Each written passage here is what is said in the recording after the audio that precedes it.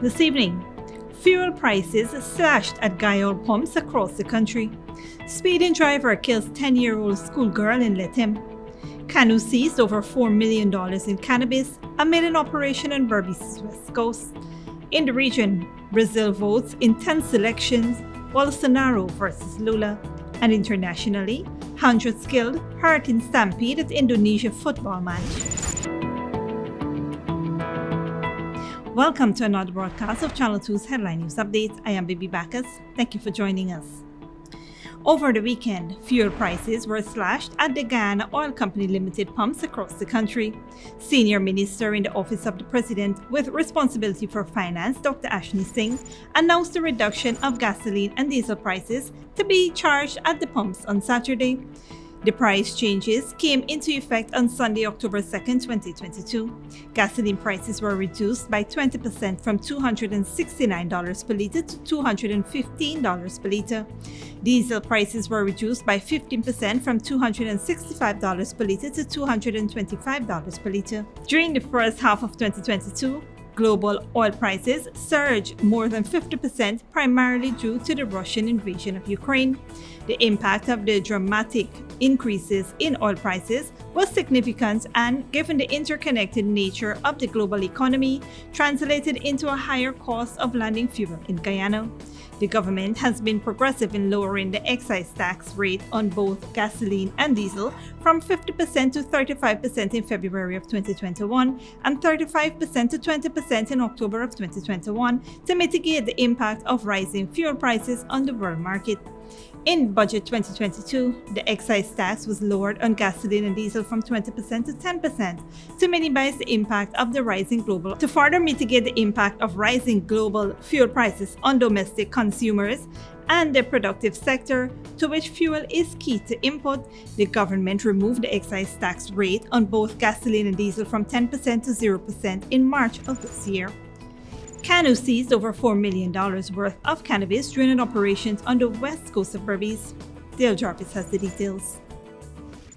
Ranks of the Customs Anti-Narcotics Unit arrested a male and seized over $4 million worth of cannabis during an operation conducted at Lot 365, Experiment Bat, West Coast, Berbice on Saturday, October 1, 2022. A subsequent search was conducted on a minibus at the location bearing license plate BZZ4342, which led to the discovery of a quantity of suspected cannabis in the speaker box. A further search was conducted on motor car PTT7821, which was also at the location. This further resulted in the discovery of another quantity of suspected cannabis. 38-year-old Pramal Madre, who resides at the residence, was arrested and escorted to CANU headquarters along with the suspected narcotics and both motor vehicles. The narcotics tested positive for cannabis and amounted to 10 parcels with a total weight of 15.8 kg, having a street value of approximately $4.7 million.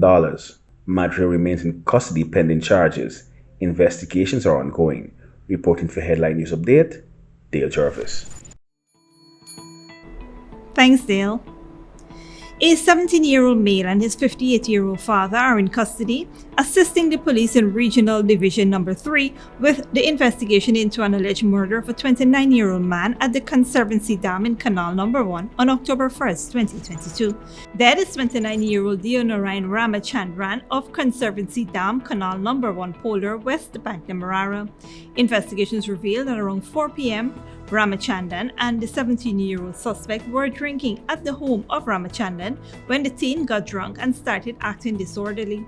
He reportedly picked up a knife and made several attempts to take his own life. This prompted Ramachandran to intervene by taking away the knife, and he dealt the young man several slaps to calm him down. The 17-year-old proceeded to run out of the house furiously, using abusive language and a series of threats as he made his way home. He subsequently armed himself with a cutlass and returned to Ramachandran's home. Ramachandran also armed himself with a cutlass and attempted to chop the teen but failed. The young man ran away to the Conservancy Dam, where he continued to use a series of explicits and threats directed towards Ramachandran. The 29-year-old man reportedly became annoyed and again confronted the suspect. During the confrontation, the teenager ran away and went home, where his 58-year-old father got involved. A scuffle ensued between Ramachandran and the 58-year-old man, during which the 17-year-old suspect armed himself with a knife and dealt Ramachandran and stopped his abdomen. He was picked up by relatives who escorted him to the Georgetown Public Hospital, where he died while receiving treatment. The body is presently at the Georgetown Public Hospital's mortuary awaiting a post-mortem examination. Both suspects, the teen and his father, were subsequently apprehended by the police ranks as investigations continues. Stick around after the break. Speeding driver kills 10-year-old schoolgirl in Lethem, and $6.8 million online ticket booking system launched for ferry service.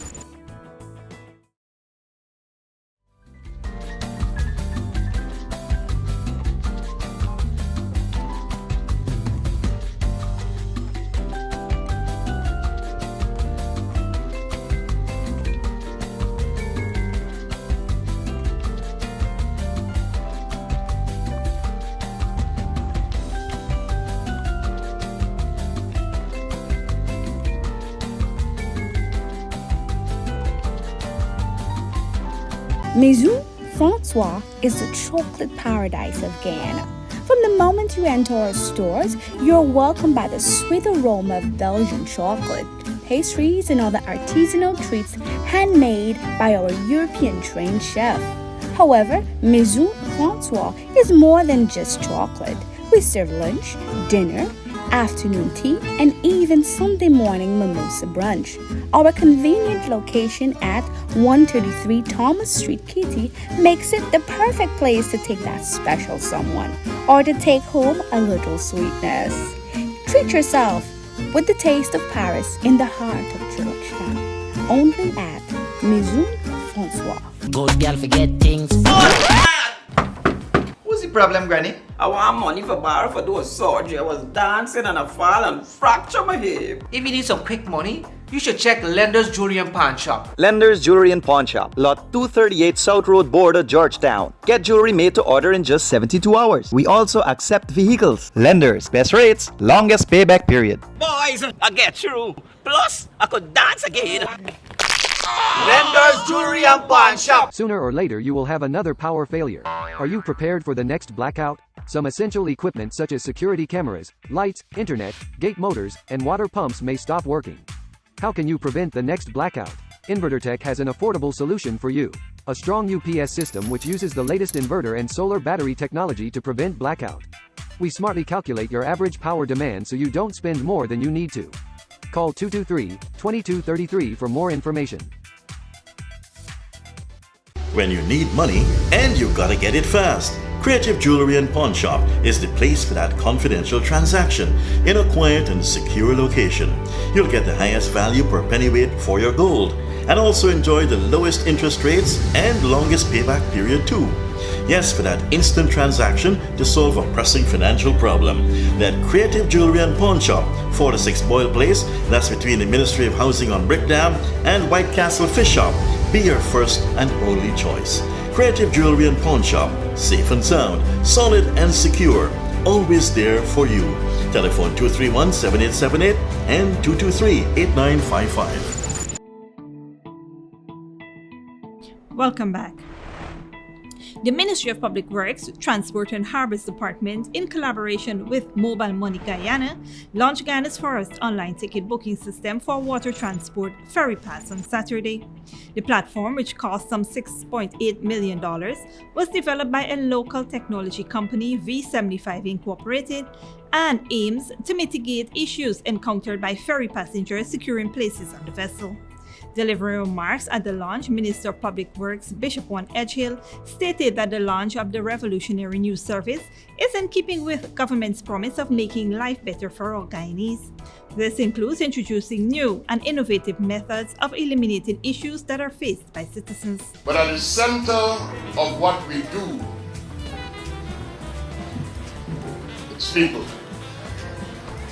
And whenever we do something that will improve the lives of people, we are achieving what we set out to do. This afternoon, as we launch Ferry Pass,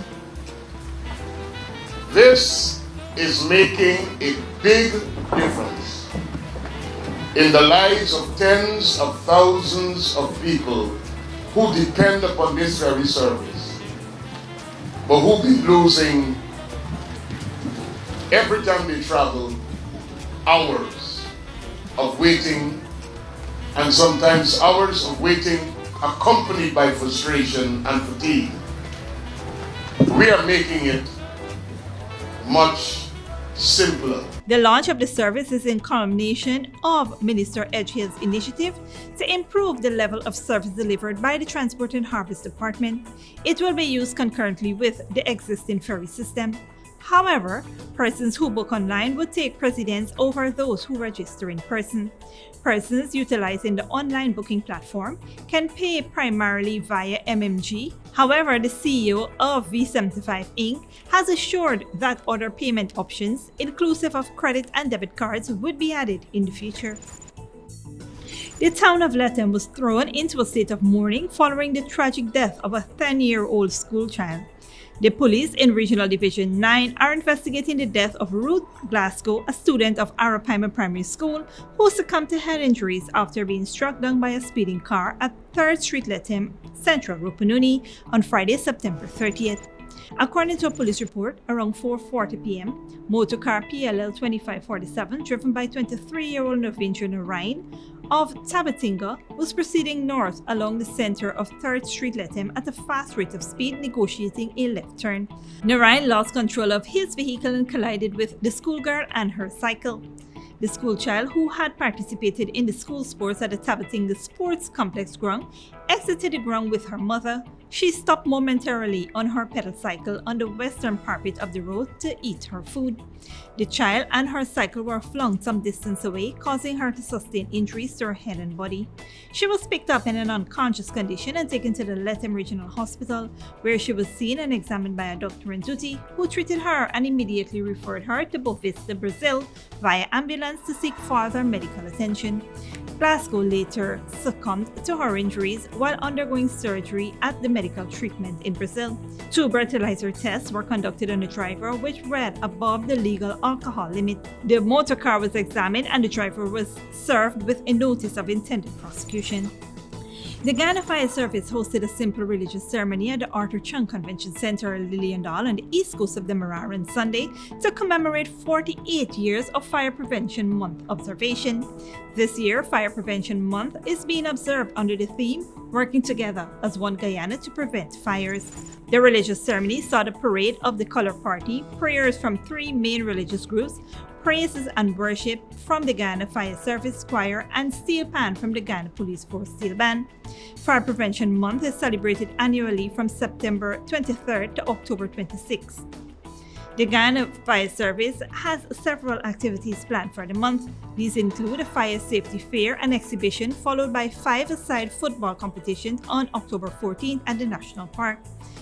It will also include a fitness walk on October 15th from the University of Ghana Road to the Fire Service headquarters, and an all-white charity brunch on October 23rd at the Ministry of Education's ground. Other activities such as Family Fun Day, exhibitions, school visits, outreach, visits to orphanage and senior citizens' home, and a March Past parade will be held. Don't go away after the break. 7 in Haiti die from cholera, and Ukraine declares full control of Lyman after Russian forces retreat. When you need money and you gotta get it fast, Creative Jewelry and Pawn Shop is the place for that confidential transaction in a quiet and secure location. You'll get the highest value per pennyweight for your gold, and also enjoy the lowest interest rates and longest payback period too. Yes, for that instant transaction to solve a pressing financial problem.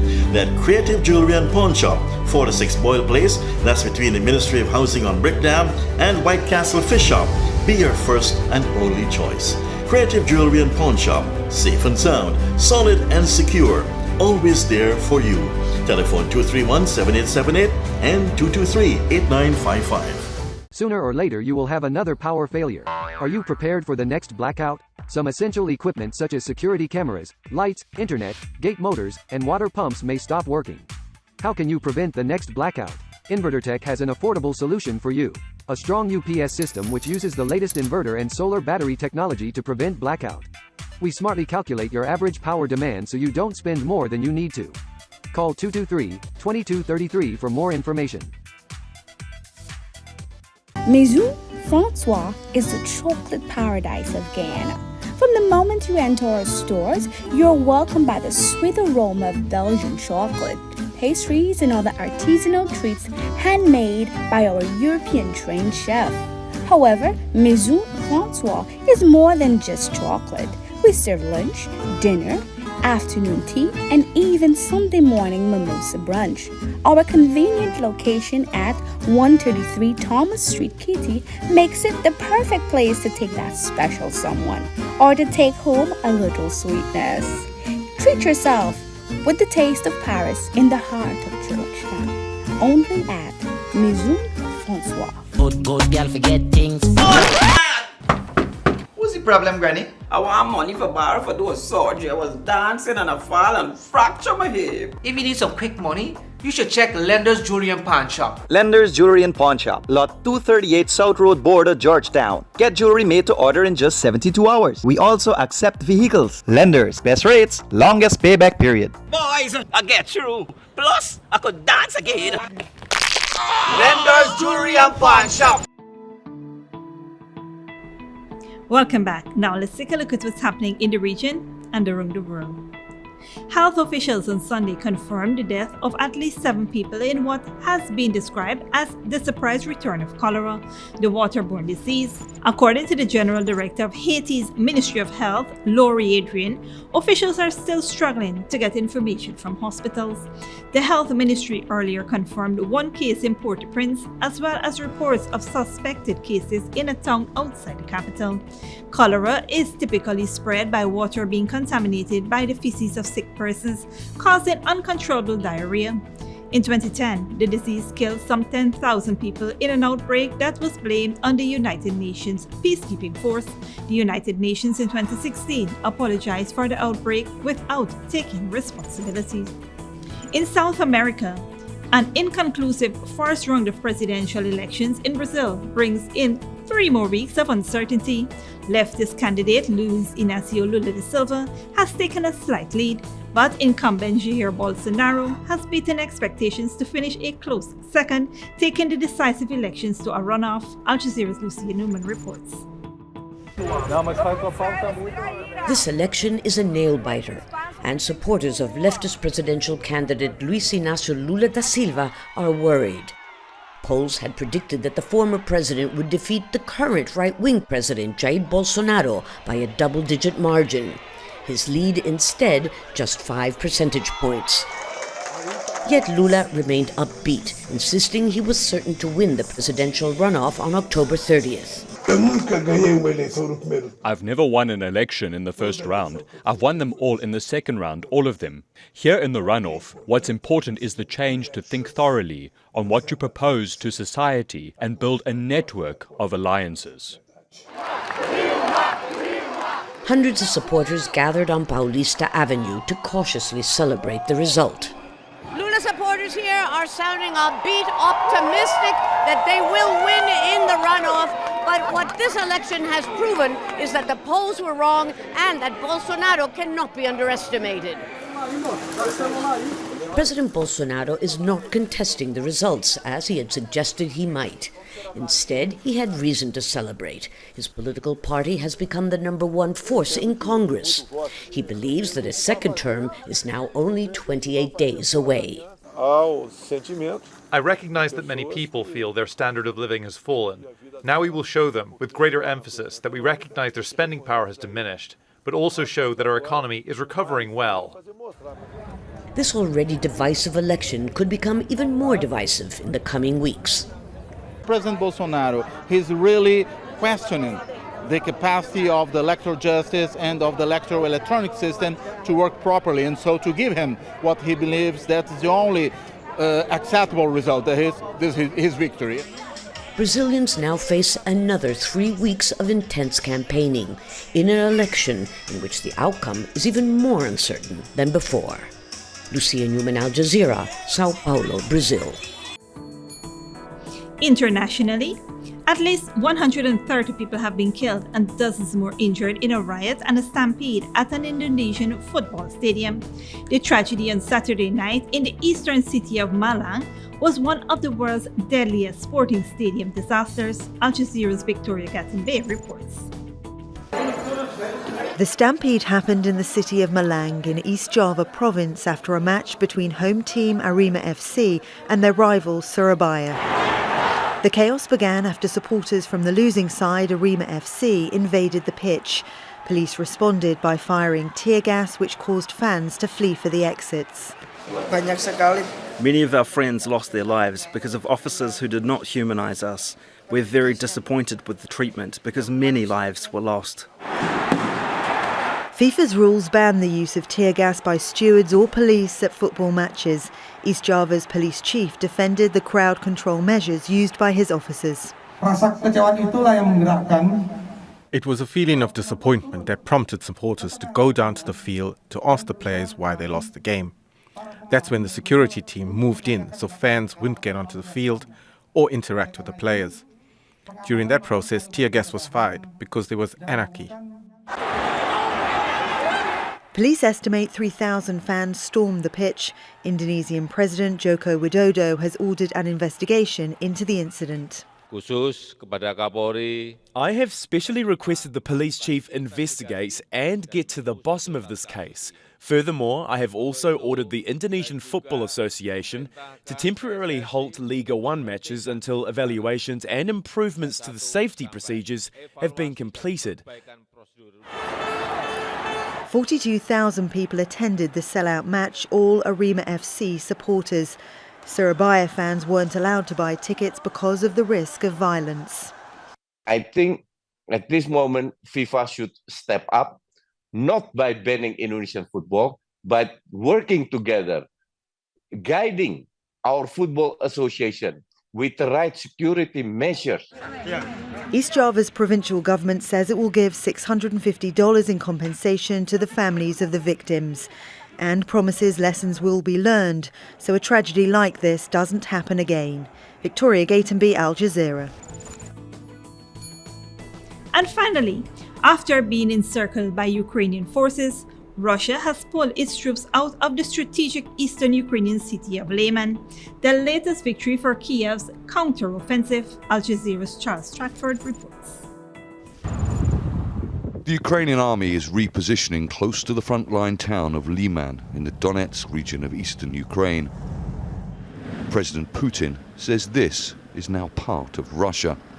But the Ukrainian army is back in control after weeks of heavy fighting.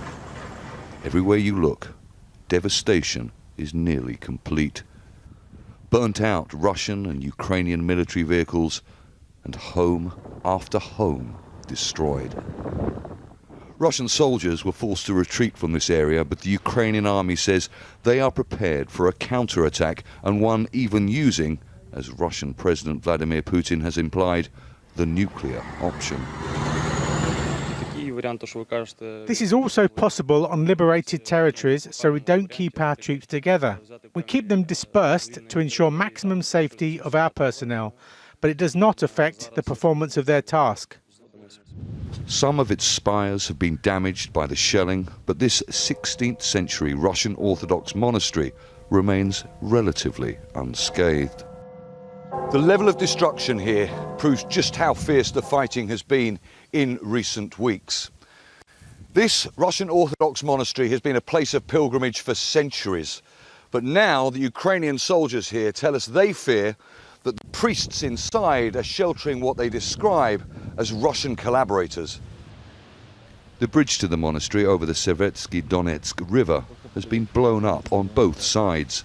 Unlike most of the population of the village, the priests are still here. This monastery comes under the Moscow Patriarch, which from the start has been destroying Ukraine from the inside. Therefore, we see all these monks as Russian agents. So there's a very high chance they've been hiding collaborators. Some of the few people who stayed and survived the fighting are sheltering in the basement of another damaged nearby church because their homes have been destroyed. Ludmila's husband passed away in May.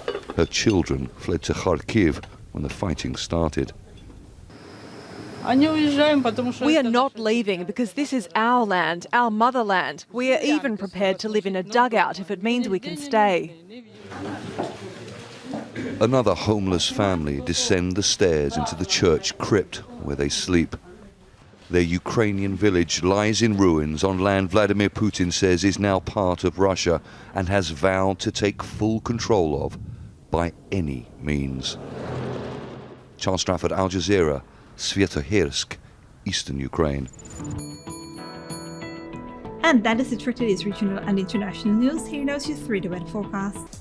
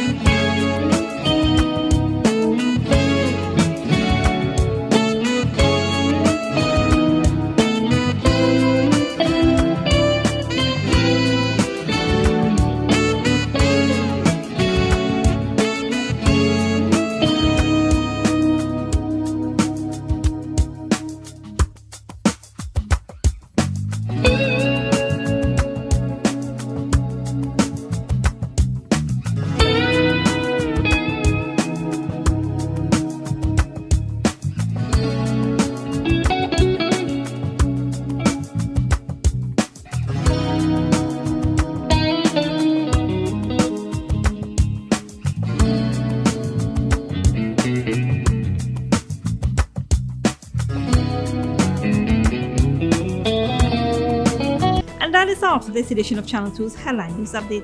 Tune in on Tuesday at 7 p.m. for another episode. Be sure to subscribe, like, and follow us on Facebook and YouTube. Until then, please take care of yourself and each other.